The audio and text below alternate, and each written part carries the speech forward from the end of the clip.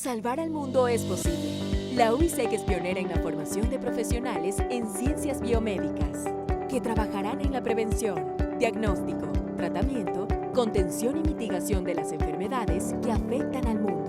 Estudia y fórmate con nuestros investigadores. Genera el conocimiento que salvará vidas. Carrera en Ciencias Biomédicas. Universidad Internacional SEC. Matrículas abiertas. www.uisec.edu.es.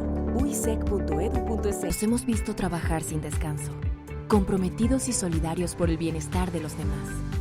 Hoy, somos conscientes de la importancia de su vocación y servicio. Por eso la UISEC presenta su nueva carrera de medicina, que formará a los médicos y profesionales de salud como personas competentes, éticas, vanguardistas e interprofesionales. Con una estructura curricular sólida, generamos la experiencia necesaria para ejercer la medicina y sus ramas acorde a estándares internacionales. Nos respaldamos por acuerdos hospitalarios y convenios con redes de apoyo que acreditan y avalan nuestra experiencia como educadores en la salud. Conviértete en el siguiente héroe del país y del mundo. Carrera de Medicina. Facultad de Ciencias de la Salud.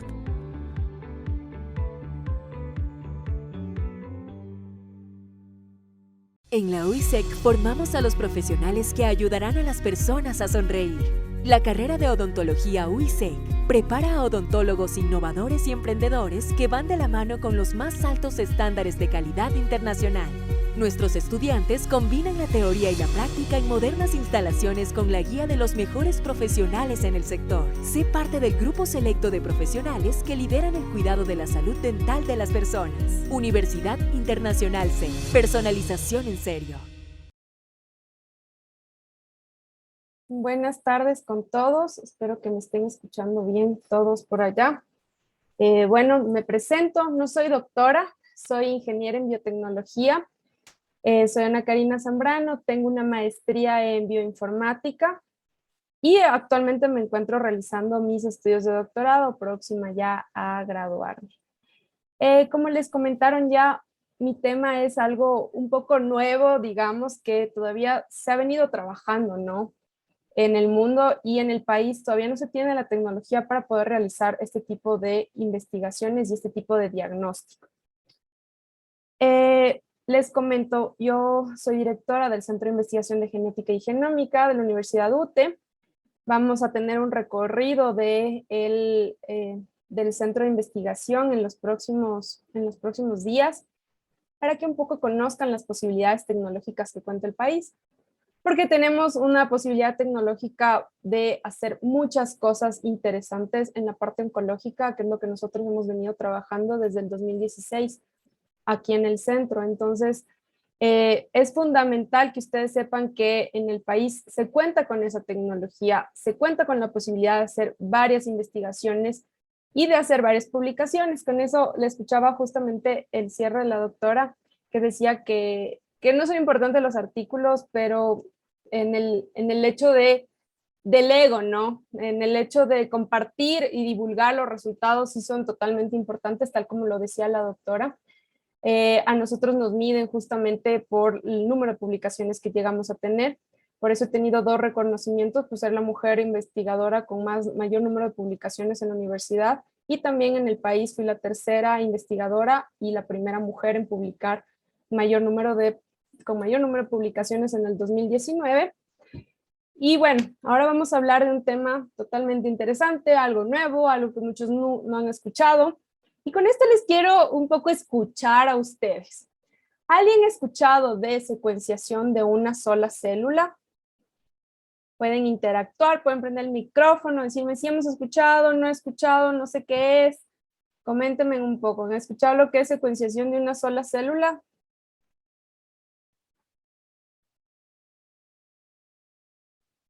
Eduardo. Eduardo Roballo. Sí, he escuchado al respecto, pero no tengo muy en claro cuál es el propósito de este procedimiento. Ya, perfecto. Eso vamos a aclarar hoy. Vamos a ver un poco las aplicaciones generales y nos vamos a enfocar bastante en cáncer. Vamos a ver cómo esta aplicación puede llegar a ser totalmente útil en el diagnóstico en pacientes que muchas de las veces han tenido remisión. Ahí me están diciendo, Raúl me dice, ¿es secuenciación del genoma completo? No, no es secuenciación del genoma completo, es una técnica diferente. Es una técnica que se va a ir a la parte de secuenciar cada una de las células. Ya vamos a ver más adelante. ¿Alguien más que haya escuchado y me están poniendo, no, más o menos, no he escuchado, ponen en el chat? Secuenciación genómica.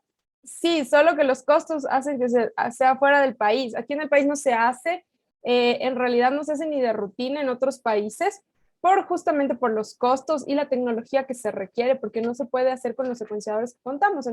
Ya van a ver un poco, les estoy dando para que estén sumamente interesados en el recorrido que vamos a tener en los próximos días del Centro de Investigación de Genética y Genómica.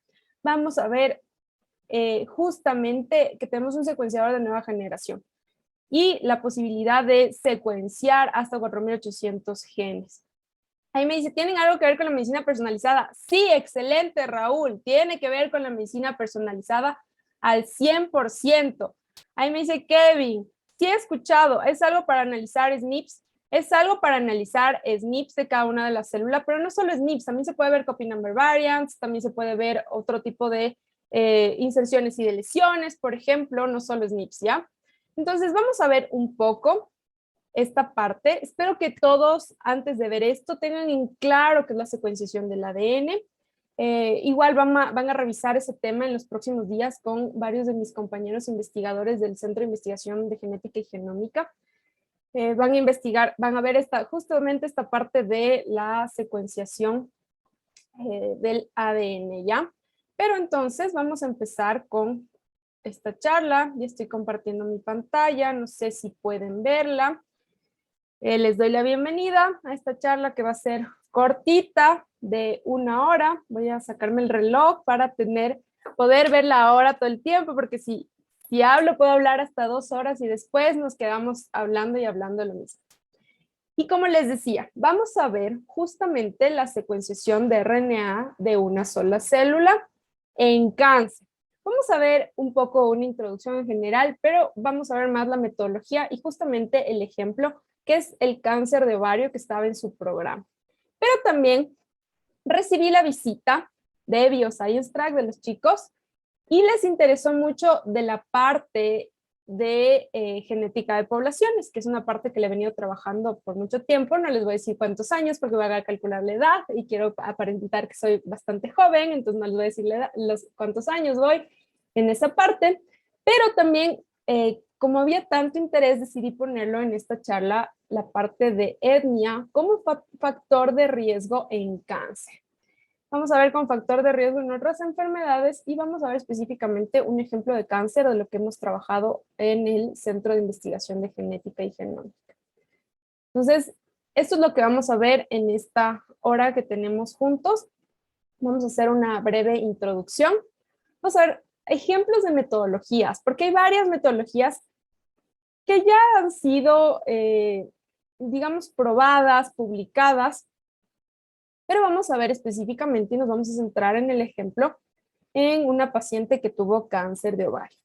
Luego vamos a ver los desafíos de la secuenciación de una sola célula y por último la parte de etnia como factor de riesgo para varias enfermedades y terminaremos con etnia como factor de riesgo en cáncer. Ya, ¿qué es la secuenciación de RNA de una sola célula? Primero, al inicio, esta secuenciación fue aplicada cuando el material biológico era totalmente limitado. Esto quiere decir que cuando es limitado es un desarrollo embrionario, ¿no es cierto? Y la idea era explorar cómo estaba el sistema biológico en una buena resolución. Entonces, la idea era ver qué tipos celulares teníamos, qué tipo de células, entre otras cosas. Y se dieron cuenta que podían con esta tecnología secuenciar cientos de miles de células en paralelo, en una sola vez. En una sola vez, cientos de miles de células con el objetivo de llegar a identificar la heterogeneidad que estaba componiendo este sistema biológico o este material biológico que estaban tratando de identificar. Posteriormente, una vez que ya empezaron con estos trabajos, salieron tantas aplicaciones de la secuenciación de una sola célula, de RNA de una sola célula, y estas son, la primera es en cáncer. Les voy a hablar de cáncer porque estamos en el Congreso de Oncología y justamente es el ejemplo que vamos a ver. Entonces, ¿qué pasaba? Que la evolución de un tumor es generalmente por extensiones clonales, ¿no es cierto? Es lo que pasa acá arriba, ¿no? Que vemos que una célula normal, después tenemos una célula tumoral, luego se replica la célula tumoral, luego tenemos otra población de células tumorales de diferente tipo, y se replica esa, y luego viene la de otro tipo, y así sucesivamente. Entonces, por eso nace la single cell RNA sequencing, para poder detectar los clones o la composición de un tumor. Y eso viene de la mano justo con lo que me decían en el chat, viene de la mano con la parte de medicina personalizada, ¿no es cierto? Porque aparte de identificar toda esta parte de la composición celular, podemos identificar las mutaciones presentes y estas mutaciones si nos han llegado a dar algún tipo de resistencia a algún fármaco específico. Ese es el ejemplo que vamos a ver posteriormente. No solo en cáncer ha sido aplicado el single cell RNA sequencing, sino también en el caso de infecciones, porque muchas infecciones están compuestas por distintos procesos celulares y la idea era buscar la heterogeneidad que está siendo parte de la infección por esta técnica. También en células madre, una de las aplicaciones más usadas actualmente, porque se trata de identificar la diferencia que existe en cada una de las células madre para poder conocer qué variación existe en la expresión de estas células madre. Y vemos más aplicaciones en el caso de la metagenómica para analizar justamente comunidades microbianas complejas. ¿Por qué digo complejas? Porque sabemos que metagenómica podemos hacerlo por secuenciación de 16S, ¿no es cierto? Y que podría ser un poco más fácil. Pero cuando son comunidades microbianas totalmente complejas, esa es la idea de utilizar este tipo de herramientas de single cell RNA sequencing para identificar la información de cada una de las células individuales que están formando parte de esta comunidad microbiana. En el caso de fármacos, porque en varias patologías, como es el caso que ya les comenté de cáncer, existe una heterogeneidad de células. Y no solo diferentes tipos de células, sino que también están en distinta fase. Entonces, con este tipo de tecnología, lo que se llega a entender es el comportamiento de esta patología, qué está ocurriendo con esta patología.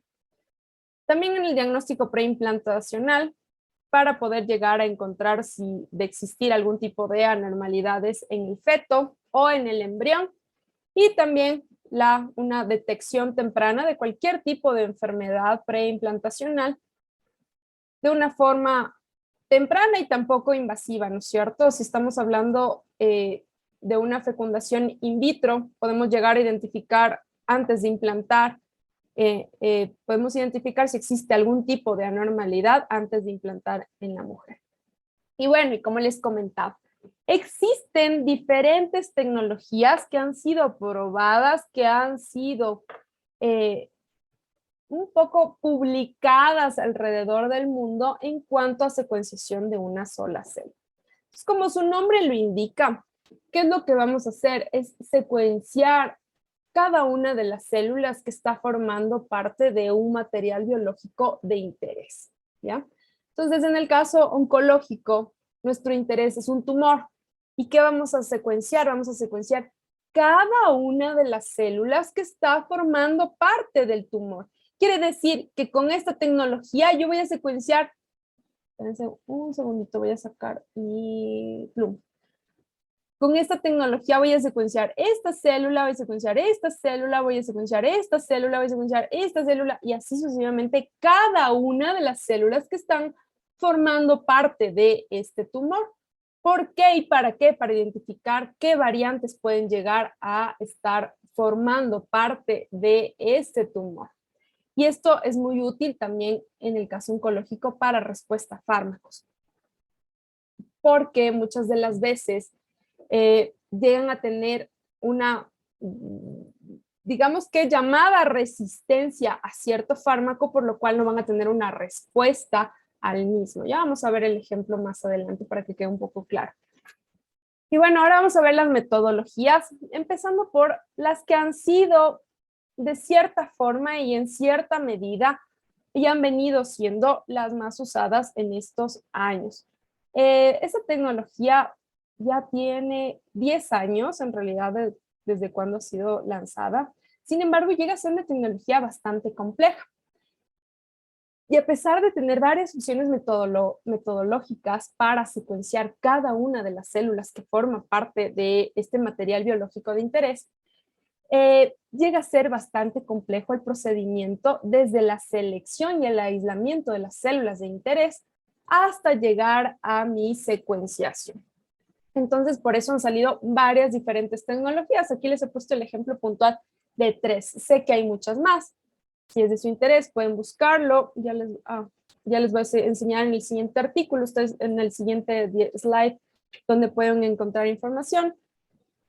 Aquí ven ustedes el caso, abajo en las diapositivas ven ustedes que yo pongo la bibliografía de dónde he sacado la información para poder un poco llegar a ustedes, y si tienen interés de ahondar un poco más en alguna de estas metodologías, ahí tienen la información que les puede servir de base, ¿no? Es así que sale esta tecnología que es llamada CellSeq, secuenciación de una sola célula. O sea, va a ir secuenciando varias células a la vez de un material biológico que es de interés. Entonces, ¿en qué se basa esto? Vamos viendo, denme un segundito, voy a mover mi pantalla para acá para poder enseñarles el dibujo. Entonces, ¿qué va a pasar? Primero, vamos a partir del mRNA. Este mRNA tiene que estar poliadenilado, como lo ven aquí. Luego se va a realizar una transcripción reversa a partir, bueno, ahí lo hacen a partir de diferentes óligos, primers óligos, que van a contener un adaptador. Este adaptador tiene que ser adaptador tipo P1 de Illumina. Pues por eso les preguntaba si ya sabían algo también de la parte de secuenciación, porque Illumina utiliza una tecnología de adaptadores, ¿ya? Y este adaptador P1 de Illumina, que va a tener justamente el código de barras para la célula, y también va a tener un promotor, que es este promotor T7, que lo ven ustedes aquí. Y también muchas de las veces se puede poner un UMI. Este UMI, en inglés Unique Molecular Identifier, nos va a permitir identificar cada una de mi material biológico independientemente, porque va a tener cada uno identificado con una secuencia diferente cada célula que yo estoy tratando de amplificar, ¿no es cierto? Luego se va a realizar la síntesis de la segunda cadena. Bueno, aquí vemos que ya tenemos el cDNA, se realiza la síntesis de la segunda cadena. Luego vamos a hacer la fragmentación y la preparación de la librería con Illumina. Son tecnologías que han sido aprobadas y han sido estandarizadas con Illumina, que es de las plataformas más utilizadas a nivel mundial. Luego se va a realizar la secuenciación y de ahí ya se podrá realizar el análisis de datos, identificando cada una de las células gracias a este UMI, a este Unique Molecular Identifier, que nos va a decir qué célula es la que nosotros estamos testeando y que vamos a tener cada célula con diferente UMI para nosotros poder hacer el análisis de datos, que también lo vamos a ver más adelante. Espero no pasarme del tiempo, pero bueno. Esta es otra metodología que también ha sido probada ya en muchos artículos. Aquí ven un artículo que les comentaba que compara diferentes tecnologías aprobadas y diferentes tecnologías que se están utilizando a nivel mundial. Es del 2015. Ya sé que hay un artículo también que son los 10 años de la secuenciación de RNA de una sola célula. Entonces, esos artículos pueden ustedes leerlos para que vean el interés que se tiene y el uso tan importante que tiene este tipo de tecnologías. Esta otra metodología para single cell RNA sequencing se llama SMART-seq2. Entonces, ¿qué va a pasar? Tenemos otra vez el mRNA, que está también poliadenilado, como lo ven en la parte superior, y lo que se va a hacer es otra vez una transcripción inversa para tener el cDNA.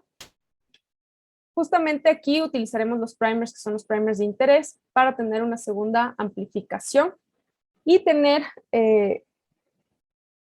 mi doble cadena también. Luego vamos a hacer con primers específicos una fragmentación, y aquí lo ven justamente cómo se ha fragmentado. Gracias a diferentes tecnologías, en este caso utilizando la transposasa, se llega a fragmentar el cDNA, y aquí simultáneamente se va a ligar a primers que son de interés, tal como lo ven aquí. Se fragmenta y se alinea los primers de interés. En este caso se utiliza Nextera y se utiliza estos mismos índices que vimos nosotros en el otro lado, ¿no es cierto? Estos índices y estos primers para poder llegar a amplificar. Luego se secuencia y listo. ¿Qué pasa y cuál es la diferencia y por qué les he puesto estos dos ejemplos principales? Porque en esta tecnología no se integra los llamados Unique Molecular Identifiers, al contrario de la tecnología anterior, que teníamos estos Unique Molecular Identifiers que nos podían servir para identificar cada una de las células que estaba compuesto el tejido que nosotros queremos analizar. En este caso de acá, en cambio, al no tener Unique Molecular Identifiers, tiene que hacerse utilizarse otro tipo de bioinformática para poder identificar cuáles son las mutaciones, y no se podría lograr identificar las células o las diferentes células que existen. Y ahora les voy a contar justamente este caso. Este es un caso de una paciente que había tenido 26 años y había sido detectada con un cáncer de ovario. Después empieza a ser tratada con Taxol, Avastina y cisplatina y entra a remisión. Pasa 5 años y vuelven a detectarle el mismo cáncer de ovario que había tenido años atrás. Entonces, ¿qué pasa? Se decide que es una paciente joven, es una paciente que no tenía hijos, es una paciente que se necesitaba identificar y saber qué ocurría con ella. Para eso, fue mi tesis de maestría de posgrado, que trabajé en el Centro Nacional de Análisis Genómico, que es parte del CRG, que es el Centro de Regulación Genómica de Barcelona. Yo trabajé en el grupo de Single Cell Genomic Teams y también en el de Bioinformatics Development and Statistical Genomic Teams. En los dos trabajé y trabajamos un poco para identificar qué era lo que ocurría en esta paciente, que era un caso sumamente diferente a lo que se estaba acostumbrado. Entonces, ¿qué pasó? Lo primero fue que se realizó una operación a la paciente para extraer un poco del tumor. No se puede extraer todo, sino únicamente un fragmento del tumor. Y por Xenograft se implantó el tumor en varios ratones, de dos tipos. Uno que iba a ser no tratado, o varios ratones que iban a ser no tratados, y otros que iban a ser tratados con las mismas drogas que fueron tratadas la primera vez el paciente. Es decir, tal como había sido tratada Taxol, Avastina y cisplatina. Esas fueron las tres que se dieron, las tres fueron dadas al ratón. Entonces, fue extirpado el tumor por Xenograft. Xenograft, espero que estén todos un poco relacionados con estos términos, quiere decir que en el mismo lugar en donde fue el cáncer se le puso a los ratones. Entonces, teníamos dos ratones, uno que era el wild type, quiere decir que nunca se fue utilizado ningún tipo de tratamiento, y otro, en cambio, que se utilizó el tratamiento por el tiempo que se le dio a la paciente con anterioridad, ¿no es cierto? Luego, una vez que ha pasado el tiempo de tratamiento, queríamos saber por qué este mismo tratamiento que fue dado la primera vez ya no estaba teniendo resultados en la paciente. La paciente no mostraba mejoría en su cáncer, entonces queríamos identificar qué era lo que estaba ocurriendo en el tumor. Entonces, para eso hicimos justamente este proceso que vemos aquí. Este proceso se llama FACS. Voy a anotarlos aquí porque no lo he puesto. Se llama FACS. FACS quiere decir Fluorescence Activated Cell Sorting. Entonces, ¿qué se trató de hacer? Es justamente un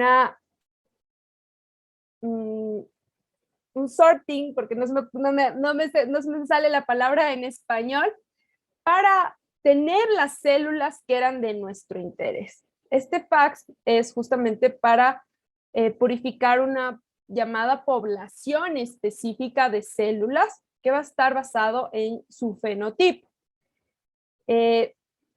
Esto va a realizarse gracias a la citometría de flujo. En nuestro caso, y para el caso que estamos viendo el ejemplo, lo que realizamos fue obtener las células vivas, ¿ya? Del tumor, de los dos tumores de los ratones que teníamos. Este era el wild type, ¿no es cierto? Y este era el tratado. Lo que hicimos fue justamente sacar el tumor y obtener las células que eran las vivas. Entonces, justamente así como se ven en la fotito, ¿no es cierto? Las azules eran las muertas, no nos servían, y las rojas eran las células que estaban vivas y que nos servían, justamente haciendo uso de esta tecnología, Fluorescence Activated Cell Sorting, por sus siglas en inglés. Y una vez que ya tuvimos esto, pudimos hacer justamente una metodología diferente a las dos que ya les enseñé. Esta tecnología se llama Mars-seq, que es una tecnología para single cell RNA sequencing, justamente, y se basa en muy parecida a la Cell-seq, porque vamos a tener también nuestro UMI, nuestro Unique Molecular Identifier, en el cual vamos a ir marcando. Entonces, vamos a partir del mRNA, que va a estar justamente, como ven todos, poliadenilado. Vamos a hacer una transcripción reversa.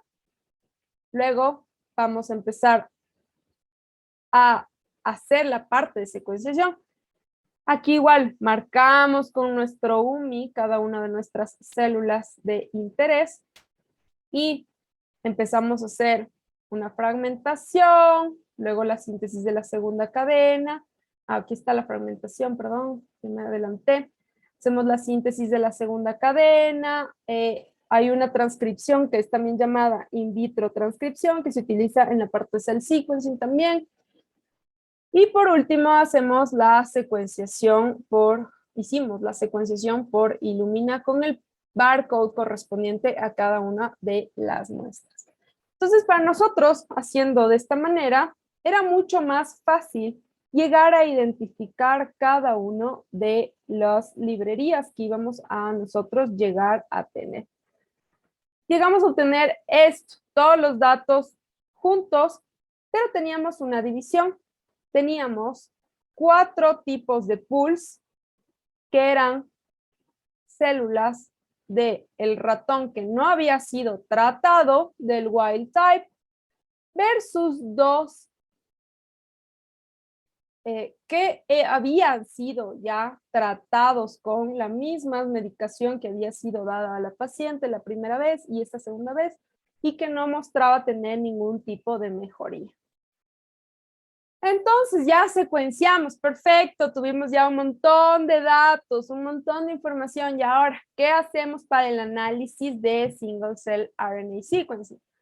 Para eso ya existen muchas herramientas que nos sirven para el análisis de los datos que han salido a través de esta tecnología. Nosotros y de aquí seleccionamos las que nos resultaban ser las más útiles dentro del campo de lo que nosotros queríamos llegar a analizar. y pudimos llegar a hacer cada uno de estos procesos que ven ustedes aquí. Primero seleccionamos los UMIs. Recuerden ustedes que eran los Unique Molecular Identifiers, porque iba a tener bastante ruido. ¿Qué iba a ser este ruido? Iba a ser cadenas o secuencias que no iban a tener ningún Unique Molecular Identifier, ¿ya? Entonces nosotros seleccionamos solo las secuencias que tengan y que muestren el Unique Molecular Identifier que fue puesto durante el desarrollo de la parte experimental. Luego se realizó una normalización. Esta normalización nos servía para llegar a ajustar los datos para que no existan diferencias muy grandes, ¿no? Eso es normalizar los datos. Posteriormente, identificamos los counts per million of mapped reads para identificar cuántos reads mapearon.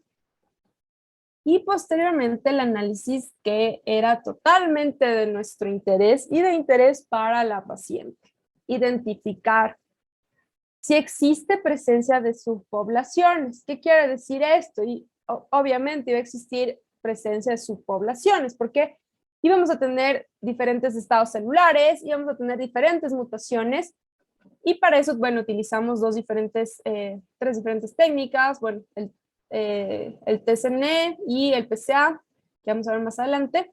Y luego también hicimos la expresión diferencial, seleccionando herramientas que ya estaban disponibles para poder identificar qué íbamos a tener en cuanto a las diferencias de expresión en nuestras células. Y bueno, y luego posteriormente hicimos el Gene Ontology. Bueno, esto ya les hablé un poco. Y bueno, ¿qué pasaba? Que cuando nuestras células, como nuestras células venían de una condición biológica, se secuencia por separado las células de una segunda condición y vamos a tener justamente este efecto lote, ¿ya? Y nosotros queríamos tratar de minimizar al máximo que exista un efecto lote. Es por eso que se tiene que normalizar los datos para tratar de evitar que existan unas diferencias tan grandes por haber secuenciado justamente en lotes mis muestras. ¿Por qué digo yo en lotes? Porque justamente lo que hicimos fue secuenciar así, ¿no es cierto? Y cada uno era nuestro lote, pero no queríamos que entre el grupo de no tratados exista una diferencia muy grande entre este y este, ¿no es cierto? Entonces, es por eso que viene la importancia de llegar a normalizar los datos como primera situación antes de yo poder analizar los mismos. Es aquí que ven ustedes cómo se ven los datos no normalizados versus los datos normalizados, ¿ya? Entonces, si ven, existe una diferencia totalmente grande en cuanto al comportamiento de la información cuando yo ya llego a normalizar la misma. El principal, bueno, aquí vemos aquí el principal component, que es este de aquí, versus el read deep de cada uno. Una vez que ya normalizamos nuestros datos, ya podemos trabajar con nuestros datos.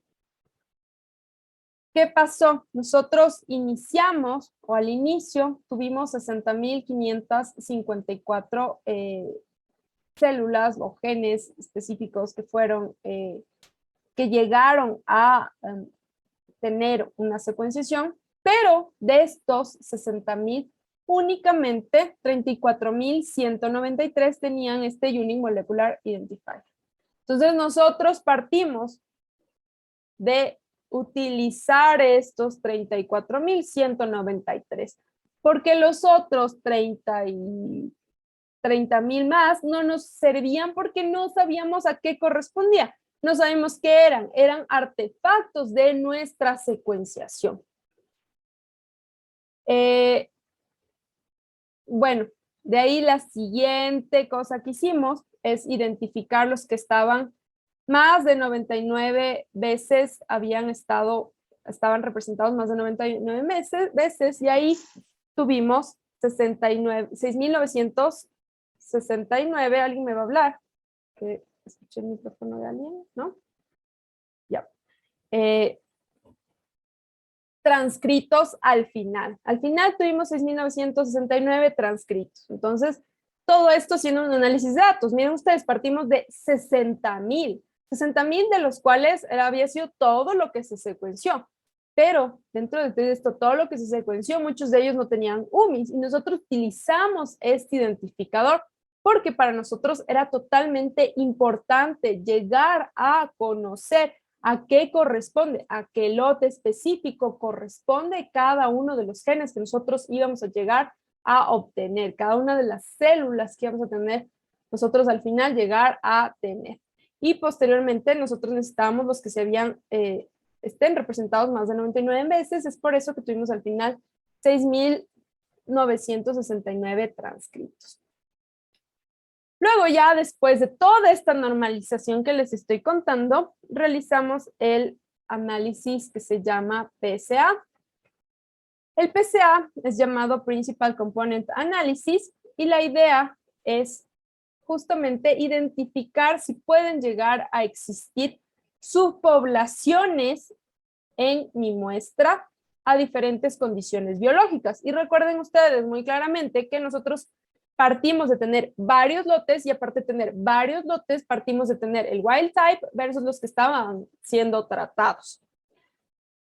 Y también llegar a identificar si existe variabilidad en el nivel de expresión de las células del mismo tipo para poder visualizar de esta manera.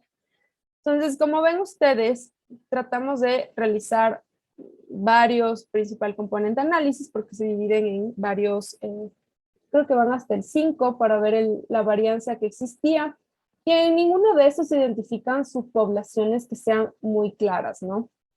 Pero aplicando otra técnica para ver las subpoblaciones, vimos que esta es la técnica llamada TCNE, todo se hizo en RStudio, podemos identificar claramente la presencia de subpoblaciones, ¿no?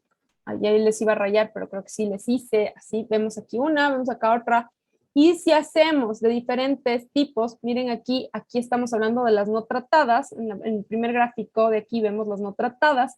Y vemos claramente que existen dos subpoblaciones que pueden ser los dos lotes, ¿no? Que tenemos. Acá, en cambio, vemos justo los otros lotes de las que han sido tratadas, de las muestras tratadas. Y una vez que ya realizamos todo esto para identificar las subpoblaciones, queríamos ver la expresión diferencial que puede llegar a existir dentro de estas subpoblaciones. Creo que tengo una pregunta. Los lotes son del mismo individuo. En realidad, espérenme un segundo, vamos a regresar a esta parte de aquí, que esta parte de aquí tengo más lotes. Tengo mis preguntas. En realidad, este es un lote, este es otro lote, este es otro lote, este es otro lote, este es otro lote. Por eso parto de la normalización de mis datos para poder llegar a eliminar la variación, las diferencias que puedan llegar a existir entre los no tratados. ¿Ya? Un lote puede ser del mismo ratón, como puede ser de dos ratones diferentes que han sido tratados en las mismas condiciones, dependiendo, porque hay muchas de las veces que puede llegar a morirse el ratón, y yo qué hago, yo no puedo seguir con mi estudio del que esto está siendo tratado, entonces puedo llegar a tener dos lotes únicamente de este. Si la memoria no me falla, se partió de tener 6 diferentes ratones de wild type y 6 de tratados, pero creo que se murieron y quedaron únicamente estos dos. No pudimos llegar a tener los tumores y es por eso que tuvimos únicamente de estos lotes, en el caso de los tratados 2, en el caso del wild type no tratados 4. Entonces puede ser, justamente no respondí ahí tu pregunta, puede ser o diferentes individuos o que yo haga diferentes cortes y secuencie de diferente manera, ¿ya? Entonces, eso puede ser. En este caso eran diferentes ratones. Ya, ahí aclaré un rato tu duda. Perdón que me regresé todo esto, ya, perfecto. Entonces ya teníamos las subpoblaciones que podría venir dado por los lotes, ¿no? Y eliminamos nuestro efecto lote. Y ahora, ¿qué? O sea, no estoy teniendo nada para mi paciente. Para eso teníamos que identificar la expresión diferencial, que ese va a ser mi objetivo principal de hacer el single cell RNA sequencing, porque voy a ver qué está haciendo esta parte, esta célula, qué está haciendo esta otra célula, y encontrar de esta manera, de métodos estadísticos, la expresión diferencial que puede existir en los genes. Entonces, para eso utilizamos dos tipos de librerías, en el caso porque utilizamos RStudio, como les mencioné anteriormente. Y este es el DSeq, que fue introducido por primera vez en el 2014 por de aquí, investigador Love et al. Y el objetivo, como les mencioné, era identificar la expresión diferencial de los genes en métodos, utilizando métodos estadísticos en los datos de la secuenciación de RNA de una sola célula. Aquí lo que va a hacer es una normalización interna, pero partimos de la normalización que yo ya hice anteriormente. ¿Por qué? Porque no puedo poner una secuencia sin un UMI, porque si no tiene el Unique Molecular Identifier, entonces no vamos a saber de qué estamos hablando. Es por eso que debo partir de mi normalización de los datos y aquí vuelve a ser una normalización. Aquí, bueno, va a permitir que se realice en datos complejos. Y esto justamente fue lo que nosotros llegamos a obtener luego de realizar la expresión diferencial. Vimos que teníamos una expresión diferencial de este gen H19. Este gen H19 había sido reportado en que estaba expresado el 67% en cáncer de ovario invasivo, 75% en tumores serios, 65% en cisteadenomas, y también la resistencia a cisplatina. Y si ustedes recuerdan, yo les mencioné que estaba siendo tratada con cisplatina el paciente y que no estaba respondiendo al tratamiento. Entonces, aquí ya partimos de ver una causa de por qué no respondía al tratamiento. Aquí vimos otro gen que que tenía esta expresión diferencial, que fue el CZ3H13, y que se encontró que había sido reportada en resistencia a quimioterapia. ¿Ya? Luego esto fue para todas las muestras juntas, porque se hizo diferentes tipos de procedimientos, ¿no? Que ven ustedes aquí, estos tres de aquí, para todas juntas. ¿Qué quiere decir todas juntas? Las tratadas y las no tratadas. Luego para las tratadas y luego para las no tratadas. En el caso de todas las muestras juntas, también tuvimos este RGS6 que nos había dado, que había sido reportado como expresión diferencial en resistencia a quimioterapia. Y yo creo que sí, este es el ZC3H13, perdón, que era resistencia a quimioterapia. Y el RGS6, en cambio, teníamos riesgo a cáncer. Había sido reportado como riesgo a cáncer. Luego, en las muestras tratadas y en las muestras no tratadas, tuvimos varios genes de este tipo, de MTND3, que en realidad había sido reportado que se tiene expresión diferencial de estos genes cuando se tienen células que están rotas, células que están expresadas o también células que tienen implicación a cáncer. Pero cuando vemos todas las muestras juntas, tenemos resultados que tienen que ver con la paciente, que tienen que ver con la significancia clínica y que pueden llegar a ser utilizadas en esta parte que hablábamos de medicina personalizada. Luego tuvimos otros genes también que estaban diferencialmente expresados, que los que todos hemos escuchado, de progresión a cáncer, el FBOX, BRCA1, WBOX y el TP53. Pero queríamos comparar un poco con otro tipo de técnicas de análisis de datos para expresión diferencial. Entonces, en el 2014 también salió esta librería para, esta librería para análisis de datos de secuenciación de una sola célula de RNA, que era el SCD, que fue descrito por Karchenko, y en este caso era un conjunto de métodos estadísticos para llegar a analizar los datos del single cell RNA sequence. Aquí lo que iba a hacer y lo que se basaba es llegar a identificar las medidas de los ceros y no ceros. Tome en cuenta la variabilidad que se da por los dropouts y por la amplificación para identificar claramente la expresión diferencial de los genes.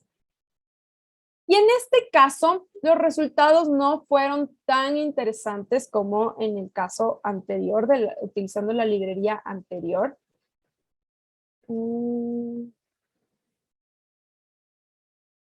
Ya vamos a hablar de ese tema. Yo te voy a responder tu pregunta, ¿ya? Y hicimos la misma técnica que les mencioné anteriormente. Entonces tuvimos justamente estos, en el caso de todas las muestras juntas, en el caso de las muestras trotadas, en el caso de las muestras no trotadas. Este es el número de genes que se obtuvo, de genes que estaban, que tenían esta expresión diferencial entre ellos. Y en este caso tuvimos primero el S100A8, que estaba involucrado en la progresión tumoral. El PI3, que había sido implicado en un 86% en cáncer de ovario, en carcinoma de ovario invasivo. Y en cambio, en las muestras tratadas, este SPP1 había sido sobreexpresado en cáncer de ovario. ¿Ya? Aquí tengo una pregunta, voy a ir contestando de una vez las preguntas, pero después me olvido. Samantha me pregunta, ¿estos resultados se asocian a pacientes que vuelven a presentar cáncer? ¿Tienen mayor probabilidad de mutar o presentar nuevos genes? Es totalmente independiente, ¿no? Este es el caso de una señora, de una chica, porque no era señora, de una chica en específico. Entonces va a depender de cada persona cómo, ¿alguien me va a hablar? Cómo pueden llegar a volver a presentar el cáncer o diferente tipo de cáncer o mutar, entre otras cosas. Entonces, depende específicamente del tipo de cáncer, sea este familiar o no familiar. Entonces, depende de varios factores en que se pueda llegar a presentar, a volver a presentar el cáncer en tu pregunta. En este caso nos llamó bastante la atención porque era una mujer joven, era una mujer que estaba ya en remisión de cáncer y vuelve a presentar este cáncer. Entonces, nos llama tanto la atención que decidimos investigar. No se puede hacer esto con todo el mundo que presenta cáncer, porque es una tecnología bastante cara por todo lo que han visto que implica en estos casos. ¿Ya? Entonces, depende mucho de la persona, depende de los tratamientos. En este caso, pensaron que los tratamientos funcionaron y ahora vimos que tiene una resistencia a algunos de los fármacos que estaban siendo utilizados. Para el análisis funcional o el Gene Ontology, existen varios paquetes disponibles y la idea es llegar a tener la ontología genética, ¿no es cierto? Esto sí se utiliza en los datos que vienen a partir de la secuenciación de una sola célula de RNA. Y la idea es llegar a tener la ontología genética. Y este fue el resultado que nosotros llegamos a tener en el caso de la ontología. Los principales fueron muerte celular, apoptosis, entre otros, ¿no? Dependiendo de, recuerden, aquí también hicimos por lotes de todas las muestras juntas, llegamos a tener un total de 85 genes en este análisis de ontología, en las muestras tratadas 57 genes y en las muestras no tratadas 0 genes. Y los más importantes, como les digo, es muerte celular, apoptosis y problemas en el ciclo celular que están involucrados en el cáncer y más en el cáncer de ovario. ¿Cuáles fueron las conclusiones que llegamos a obtener del estudio? Existe un efecto lote, a pesar de que realizamos la normalización de los datos. Ustedes vieron cómo claramente se podía identificar cada uno de los lotes de las muestras, entonces sí existió un efecto lote, que este efecto lote se puede deber justamente a la profundidad o también a la parte de preparación de librerías, porque deberían haber sido preparados a la par para que no llegue a existir este efecto lote. Los genes y los Gene Ontology nos dieron resistencia a fármacos, que era uno de los fármacos que estaba siendo utilizado. Este tipo de reporte se da a los médicos para que sepan que tienen que cambiar de estrategia de cómo tratar a la paciente. Y también se encontró que existían genes y Gene Ontology que estaba relacionado con cáncer de ovario. El DISIC-2 está diseñado para datos de secuenciación de una sola célula. Tuvimos resultados más eficientes, a pesar de que en muchos de los artículos decía que no estaba diseñado, pero llegamos a nosotros a tener esta parte de resistencia justamente a drogas y resistencia a cisplatina, que era una de las drogas que estaba siendo utilizada por la paciente. En cambio, en el caso del SCDE, en este se utiliza un modelo mixto, pero en este caso, al utilizar un modelo mixto, es insuficiente justamente en datos que pueden llegar a ser datos de tipo multimodal. ¿Cuáles son los desafíos? El primer desafío, el efecto lote, que a pesar que nosotros hicimos la corrección, podemos ver claramente aquí el efecto lote que tenemos, ¿no es cierto? Entonces, ese va a ser el primer efecto lote que se tiene con la secuenciación de el single cell RNA sequence. Y también el ruido indeseable. El ruido indeseable que ustedes vieron que a pesar de nosotros haber colocado el Unique Molecular Identifier, nosotros a la final llegamos a tener secuencias que eran inespecíficas y secuencias que tuvimos que corregir y sacar de nuestros datos. Muchas de las veces puede llegar a tener limitada sensibilidad y una pérdida de información de los transcritos, porque estas tecnologías, al ser nuevas, siguen estando a prueba, que en algunos casos, en cánceres que tal vez no están avanzados, en cánceres que son en tumores muy pequeños, por ejemplo, puede llegar a ser una tecnología limitada para poder llegar a identificar las variantes que existen entre las diferentes condiciones que se está dando al tumor. Muchas de las veces puede llegar a existir una compleja distribución de la expresión y hasta el momento no existen métodos computacionales que tomen en cuenta este tipo de problemas que les estoy mencionando. ¿Ya? Uy, tengo todavía 15 minutos para hablarles justo de la última parte que quiero mencionarles.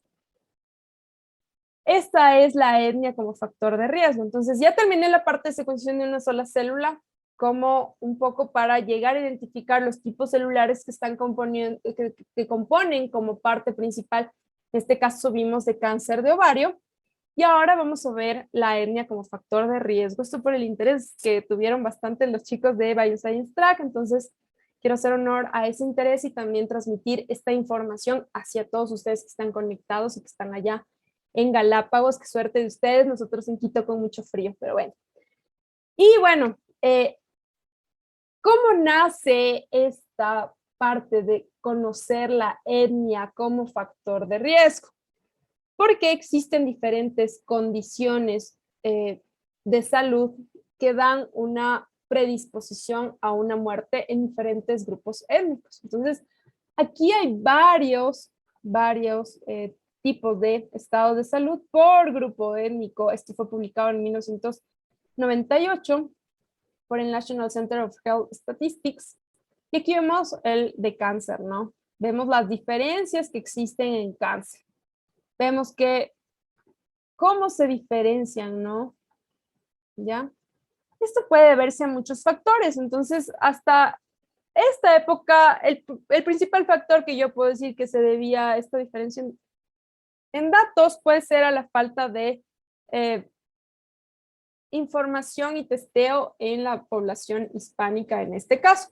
O también que la población hispánica, que muchas de las veces se toma en cuenta en este tipo de estudios, es la población hispánica que vive en Estados Unidos y que en realidad son hijos de migrantes o son personas que ya tienen 3 generaciones ahí, entonces que muchas de las veces no representa a la población hispánica en sí.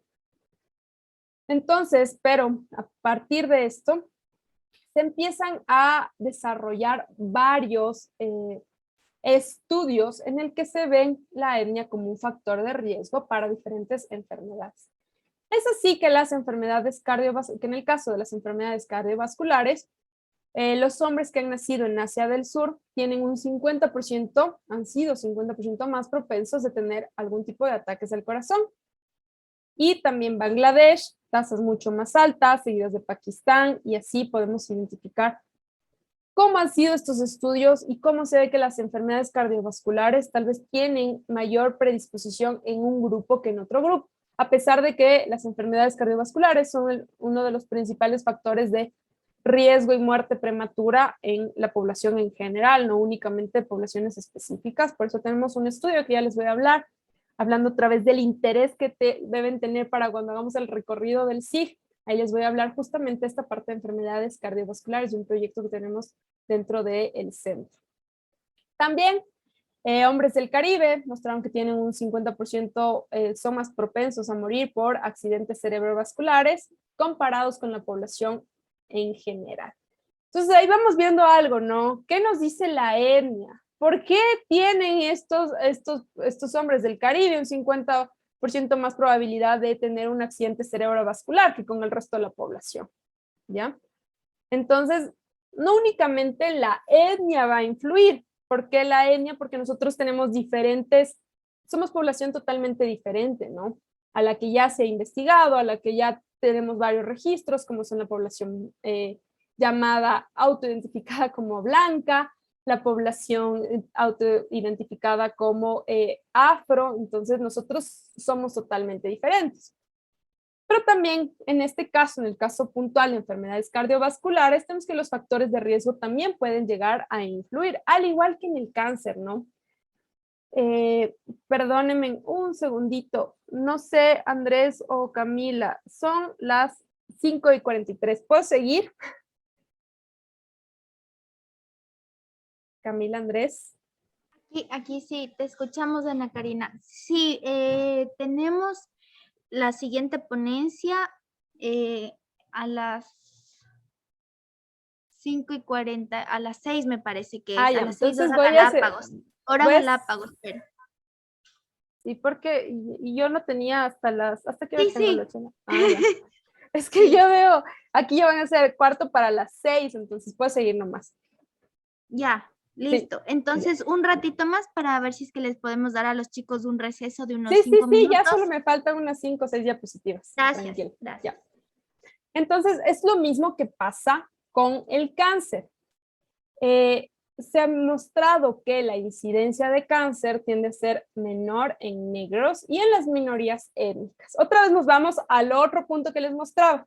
O es menor o existe una menor tasa de registro. Entonces, eso es lo que hay que ir testeando y lo que se ha venido testeando. Ya les voy a enseñar con gráficos cómo se ve esta parte. En el caso de cáncer de pulmón, la mortalidad es menor en asiáticos del sur, en Caribe y en África. Pero aquí viene también algo importante, es que es menor porque existe una baja tasa de fumadores, y esa es una pregunta que se hace, porque, como les digo, tanto el cáncer como las enfermedades cardiovasculares también tienen factores de riesgo que pueden llegar a influir a que se llegue a presentar la enfermedad. Luego también tenemos una alta mortalidad por cáncer de pulmón en irlandeses y escoceses. Ahí viene otra pregunta. ¿Alta tasa de fumadores o mayor riesgo por etnia? ¿Ya? Puede ser que tengan un estilo de vida y riesgos que se asocian. En el caso de salud mental es bastante controversial porque están basados los estudios justamente en los tratamientos. Pero es algo interesante porque también los tratamientos han sido probados en su mayoría en población de Estados Unidos, en población europea, y nosotros al ser en su mayoría mestizos y en su mayoría indígenas, no se sabe cómo es la respuesta a diferentes fármacos en nuestra población. Ese es el caso, bueno, vamos a ver, ese es el caso. Bueno, en negros y minorías étnicas son más propensos a recibir un diagnóstico de enfermedades mentales que en el caso de los denominados blancos.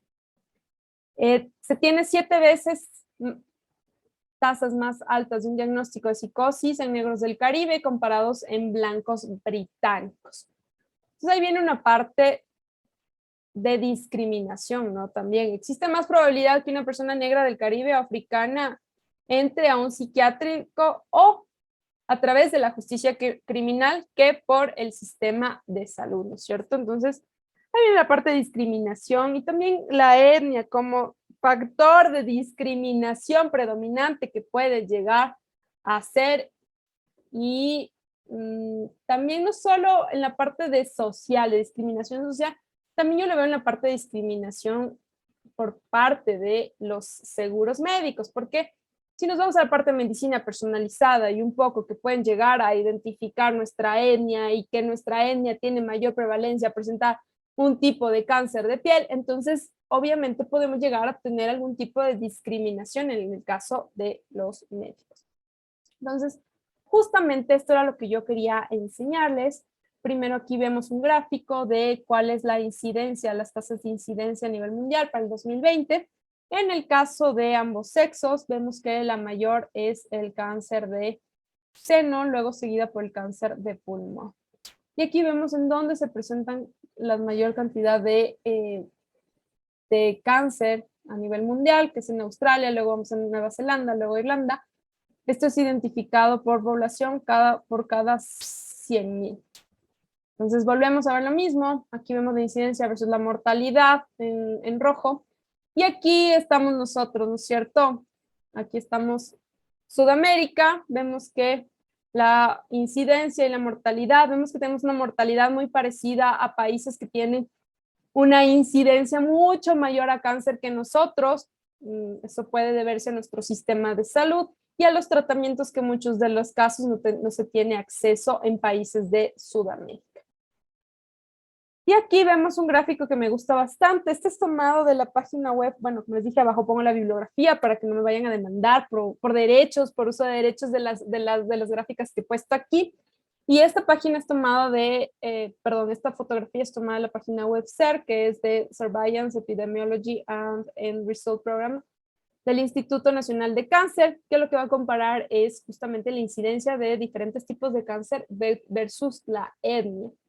Y aquí a nosotros nos ponen como hispanos. Entonces, ¿por qué nos ponen como hispanos? Porque es testeado en Estados Unidos. O sea, no pueden decir población de Sudamérica porque son gente que ha migrado y que vive allá. Entonces, como ven, en casi todas, por no decir en todas, tenemos una mayor incidencia y también menor mortalidad comparada con las otras etnias, ¿no? Un segundito. Perfecto. Y aquí vemos esto es tomado de un artículo científico publicado en el 2015, en donde vemos la importancia de testear las diferentes etnias versus los diferentes tipos de cáncer. Entonces, ¿por qué viene esta importancia? Porque puede existir variantes que no han sido reportadas con anterioridad y que para nosotros pueden llegar a ser patogénicas versus al resto de variantes que están siendo reportadas en el resto del mundo y que son patogénicas, ¿no? Entonces, ¿qué pasa en nuestra población? Nosotros, esto es el censo que nos hicieron en el 2010, en donde la mayoría nos autoidentificamos como mestizos, también montubios, afros, indígenas, blancos y otros. Recordamos que el mestizaje en nosotros empieza en el siglo XVI con la llegada de los españoles con los esclavos africanos. Este es un estudio que nosotros ya lo realizamos para identificar el componente ancestral de la población ecuatoriana que era autoidentificada como mestiza. Lo que se hizo fue testear 171 individuos que eran autoidentificados como mestizos, divididos en las regiones continentales del Ecuador. Tomamos la muestra, hicimos una extracción de ADN, luego hicimos una amplificación con 46 marcadores de inserción y de lesión, luego secuenciamos y realizamos el análisis de datos. ¿Y qué fue lo que nosotros llegamos a identificar? Llegamos a identificar varias cosas. Vamos a empezar con esta parte de acá abajo, que es el componente de autosómicos. Los autosómicos van a ser la mitad de la información de nuestra mamá, la mitad de la información nuestros papás.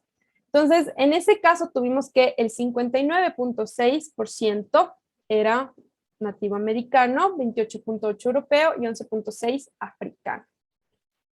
Pero también queríamos testear el ADN mitocondrial. Recordemos que el ADN mitocondrial se hereda de línea materna. En ese caso, obtuvimos que se tuvo un haplotipo A y B, que era reportado principalmente en nativo americano. Entonces vamos relacionando, ¿no? Lo que nos contaba la historia cuando éramos niños, que vinieron los europeos, se cruzaron con las indígenas que en ese tiempo vivían aquí, y ahí a partir de eso empieza el mestizaje aquí en Ecuador. Y luego testeamos el cromosoma Y, recordemos que el cromosoma Y es justamente de herencia paterna, y tuvimos que un 61% era europeo. Entonces, otra vez, lo mismo que nos contó la historia. Es así que podemos llegar a identificar en nuestros genes lo que nos han contado, que vinieron los europeos a través del mar, llegaron a la costa del Ecuador y luego fueron por tierra hasta llegar a la Amazonía. Entonces, por eso identificamos las regiones, el componente ancestral en las regiones continentales del Ecuador, llegando a identificar que en la costa tienen un mayor porcentaje de europeos comparado con la Amazonía. ¿Por qué? Porque los europeos llegaron por tierra. Entonces, y lo mismo con nativoamericanos. Vemos que los nativoamericanos, el componente ancestral del nativoamericano es mayor en la Amazonía comparado con la costa, ¿no? Y eso, bueno, hicimos un principal componente análisis, que ya ustedes ya saben cómo hacer el principal componente análisis, que es para identificar las subpoblaciones. Y bueno, aquí podemos ver incluso hasta por regiones, cómo se ve, y fue publicado en una revista de Nature de Scientific Reports.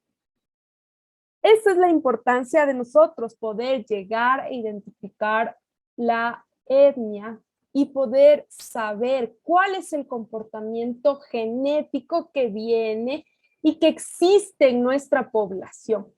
Hemos visto el caso que salió en las noticias, que a una persona le estaban dando estatinas en Europa y empezó a tener psicosis, empezó a tener esquizofrenia. Entonces vemos que los efectos secundarios no están testeados, de los fármacos no están testeados en todas las poblaciones, ni tampoco las variantes, ni lo que nos predispone a ciertas enfermedades. Entonces es así que dentro de nuestros estudios está realizar la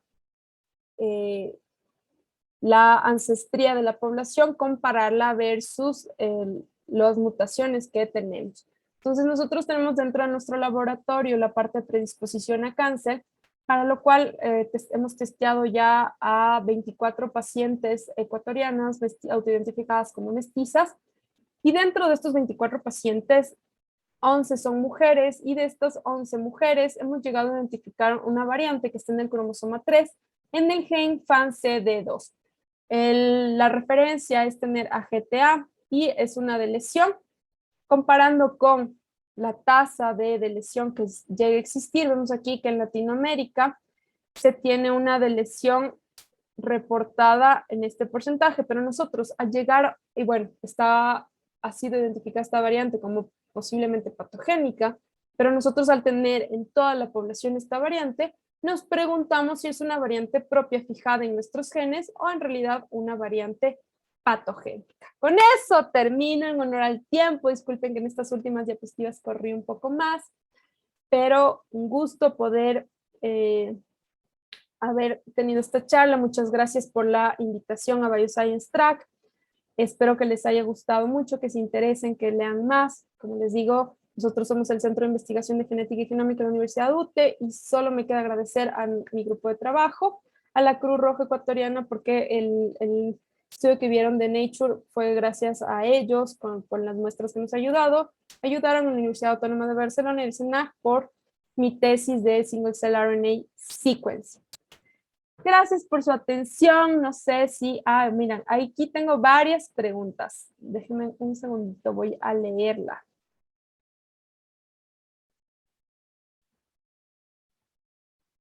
Bueno, va a depender mucho, ¿no? Depende mucho de la metodología. Me están preguntando, en secuenciación de una sola célula en cáncer, ¿cuál es la profundidad mínima para ser aceptada para que sea una variante considerada como patogénica? Nosotros en este caso no identificamos variantes como patogénica ni posiblemente patogénica. No hicimos eso, como vieron yo no presenté absolutamente nada de las 5 variantes. Nosotros consideramos una variante que en realidad esté expresada diferencialmente cuando tenía más de 100X. Ahí lo mencioné. En realidad era 99, pero bueno, 100X. Antes de reportar una variante patogénica, la validan con otro método como Sanger o MicroArrays. Recordemos que el método Sanger es el método, el gold estándar para poder reportar una variante, pero actualmente ya con las metodologías que se tienen y si se hace uso de paneles que son de tipo comercial, está validado que pueda llegar a reportarse variantes y que sean informes sin llegar a los métodos de Sanger ni microarreglos. Entonces ya se puede reportar directamente una variante como patogénica cuando se está utilizando únicamente, bueno, no únicamente, cuando se está utilizando secuenciación de nueva generación. Nosotros emitimos nuestros informes a los pacientes realizando secuenciación de nueva generación sin realizar Sanger porque esto encarece nuestros costos y nosotros somos un centro de investigación. Si existe, me dicen, disculpe, del tumor, ¿habría una diferencia si usamos células diferenciadas y células troncales? Nosotros utilizamos todas las células del tumor, las seleccionamos en vivas y muertas, en vivas y las que no estaban vivas, y las vivas fueron las que nosotros utilizamos justamente para realizar la secuenciación de nueva generación. Hay que realizarlo para ver si nosotros llegamos a tener diferencias entre diferenciadas y troncales, pero seguramente existirán diferencias. Entonces, si alguien más tiene alguna otra pregunta, he solventado todas sus dudas. Disculpen que al final he corrido y he corrido y he corrido. Y la parte más interesante dice, tengo una pregunta. ¿La variación de la obtención de la muestra del órgano y la progenie desarrollada en los ratones, ¿pudo haber una variabilidad en su secuencia? Por supuesto que sí. Por eso es una de las limitantes, justamente lo que vimos del efecto lote. Eso puede llegar a ser una limitante en el momento en el que yo hago. Pero no puedo testear a partir únicamente del tumor, sino que lo que queríamos ver es si ella estaba teniendo algún tipo de resistencia, por lo que no respondía a los fármacos que se dieron inicialmente cuando se presentó la primera vez el cáncer. Entonces, por eso fue lo que nosotros decidimos utilizar esta técnica de xenograph y poder implantar en ratones y llegar a obtener la información a partir de los ratones. Pero la variabilidad más va a venir del efecto lote que puede existir de mi muestra y de que no puedo llegar a tener todas las células vivas, ¿no es cierto? Sino que voy a tener células muertas, entonces esas células las voy a descartar inmediatamente. Solo voy a partir de las células vivas, entonces ahí puedo llegar a obtener justamente esa discriminación de las variantes que me servirían a mí para identificar si existe o no resistencia a los otros fármacos. ¿Alguien más? ¿Alguna otra pregunta? Si no, igual ahí les dejo mi correo electrónico si tienen alguna otra duda. Aquí está mi correo electrónico, el personal y el de la universidad. Estoy muy gustosa de poder solventar cualquiera de las dudas que puedan llegar a ustedes a tener, con mucho gusto. Y agradezco otra vez al grupo de Bioscience Track por la invitación. Espero que esta charla haya sido del interés de todos ustedes y que hayan un poco visto qué se está haciendo a nivel mundial y las posibilidades que tenemos nosotros de a futuro llegar aquí a tener también este tipo de medicina personalizada. Espero que les haya gustado bastante la charla y cualquier duda que tengan, estoy a las órdenes. Muchísimas gracias, Ana Karina, por tu tiempo. Estuvo muy interesante la charla. También quiero agradecer a la audiencia y animar a que si tienen alguna pregunta, pueden contactarse con Ana Karina directamente, o si no, nos pueden escribir a nosotros para colocarlo en el foro y así poder interactuar entre todos. En ese caso, muchísimas gracias de nuevo, Ana Karina, por ser parte de este primer Congreso Internacional en Oncología Molecular. El primero que lo hacemos aquí en sede de Galápagos, así que muchas Qué gracias suerte también a todos. ustedes. Nosotros estamos aquí a oscuras, con frío, y ustedes todavía con el sol, qué rico. Muchas gracias por la Sí, Elizabeth ya se invitación. fue a ver a las tortugas. Qué Sí, rico. Y gracias, Ana Karina. gracias a todos por estar presentes. Y nos vemos en una siguiente oportunidad. El lunes estarán todos los investigadores del Centro de Investigación de Genética y Genómica hablando un poco justamente de las posibilidades que tenemos. No se olviden de no perderse el tour que tenemos también al centro. También tenemos una parte de extracción del tumor. Entonces no se olviden de estar pendientes a todo esto que hemos planificado junto con Bioscience Track. Muchas gracias a todos. Va a estar buenísimo.